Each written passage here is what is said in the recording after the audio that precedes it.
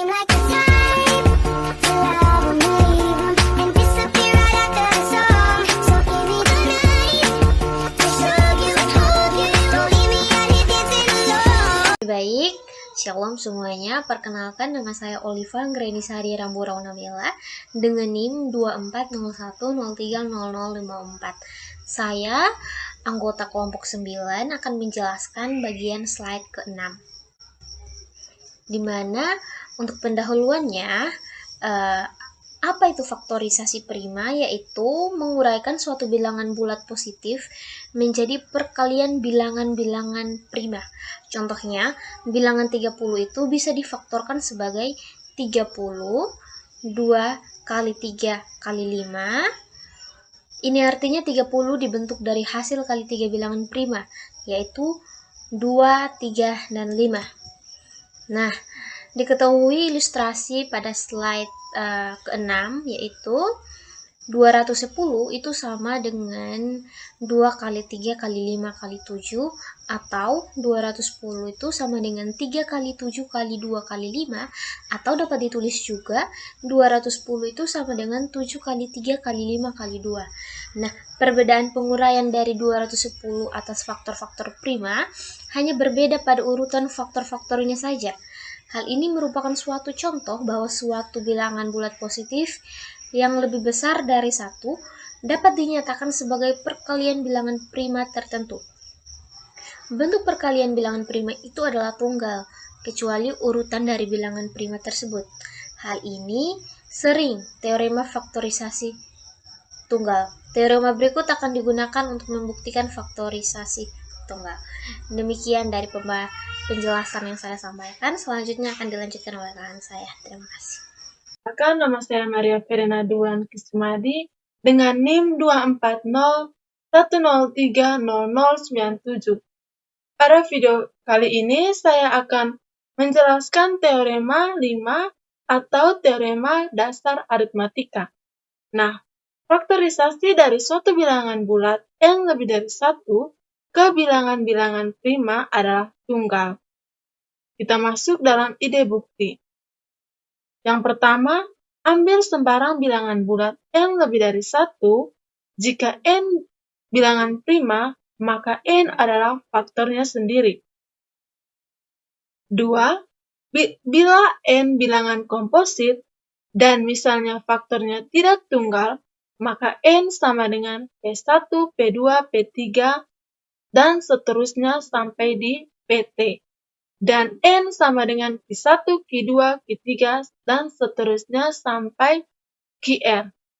Dengan P dan Q bilangan prima, dan T lebih besar sama dengan R.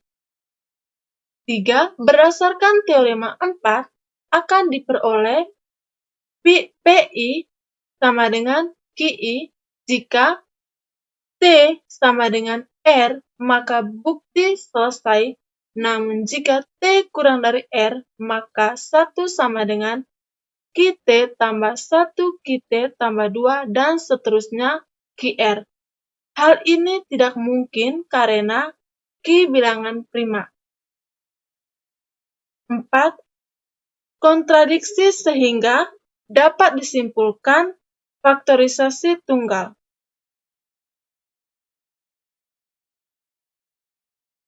Nah, kita masuk di pembuktian.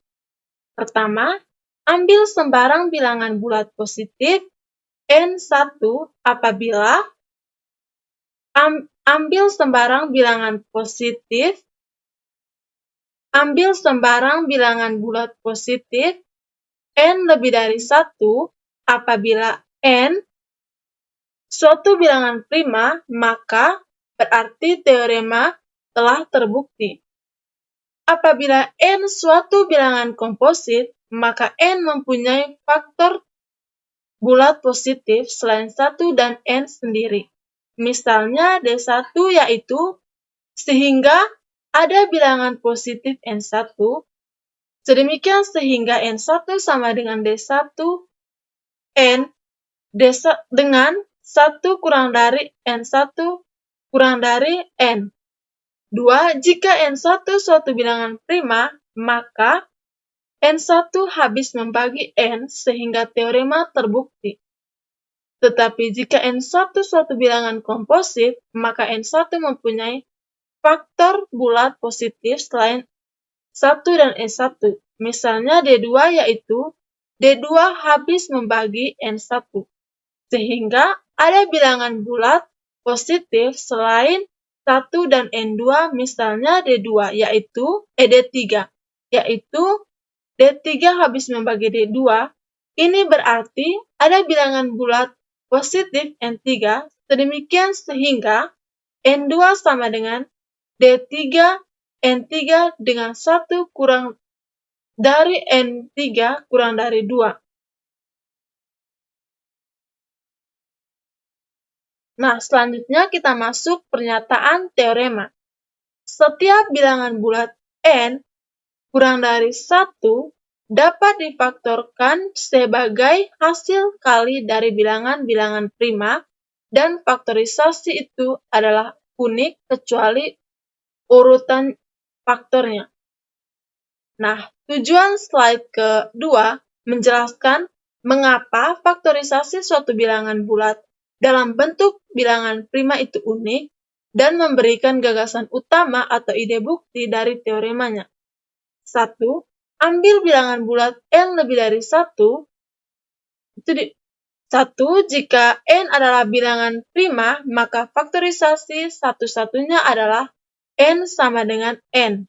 Karena bilangan prima hanya bisa dibagi oleh 1 dan dirinya sendiri. 2. Jika N adalah bilangan komposit, maka kita lanjut ke langkah berikutnya. 2. Asumsikan ada 2 faktorisasi yang berbeda. Misalkan ada 2 faktorisasi berbeda. N sama dengan P1, P2, dan seterusnya. PT sama dengan Q1, Q2, dan seterusnya Qr. Dengan semua Pi, Pi, dan Qi adalah bilangan prima, tapi bisa jadi urutannya berbeda dan isinya juga berbeda. Tujuan kita adalah menunjukkan bahwa faktor-faktor prima di kedua sisi pasti sama, atau meskipun mungkin tertulis dalam urutan berbeda. Sekian dari penjelasan teorema 5, selanjutnya akan dijelaskan teman saya.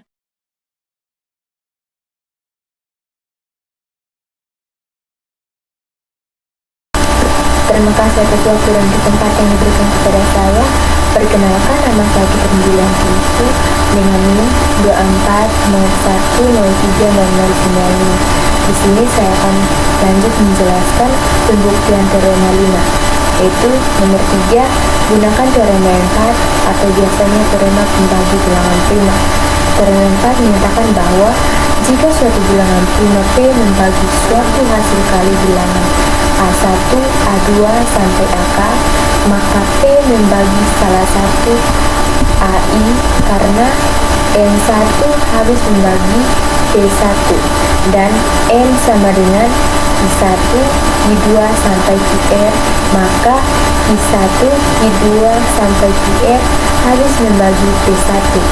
Maka menurut teorema P4, P1 harus membagi salah satu Qi. Tapi karena Qi adalah bilangan prima, maka P1 sama dengan Qi.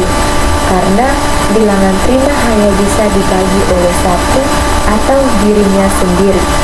Nah, yang keempat, teruskan proses untuk semua faktor.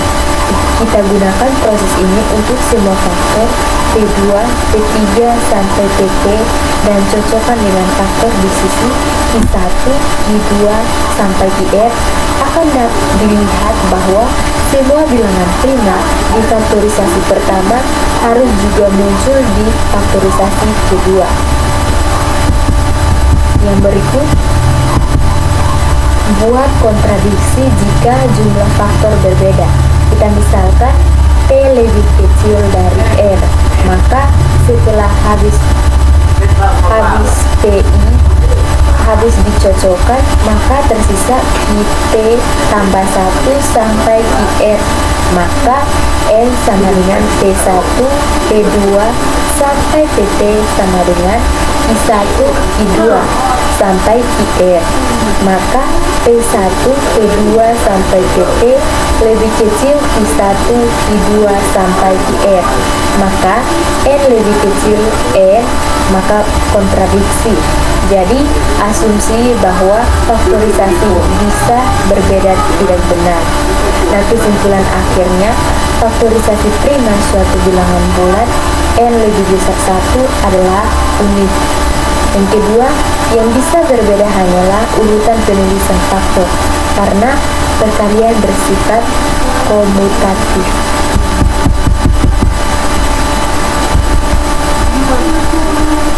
Yang berikut bukti alternatif lain. Karena N adalah bilangan positif yang lebih besar dari 1, maka N memiliki setidaknya satu faktor bilangan positif. Katakanlah N itu sendiri. Jadi N harus memiliki faktor bilangan bulat positif terkecil.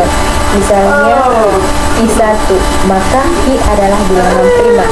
Sebab jika I bukan bilangan prima, maka I sama dengan I1, I2 dengan 1, sehingga I1 merupakan faktor bilangan bulat positif dari N. Tetapi karena I merupakan faktor bilangan bulat positif terkecil dari N, maka terdapat kontradiksi. Nah, memperhatikan teorema di atas, suatu bilangan bulat positif yang lebih besar dari 1 selalu terbagi oleh suatu bilangan prima, maka hasil baginya pun akan terbagi dengan suatu bilangan prima pula.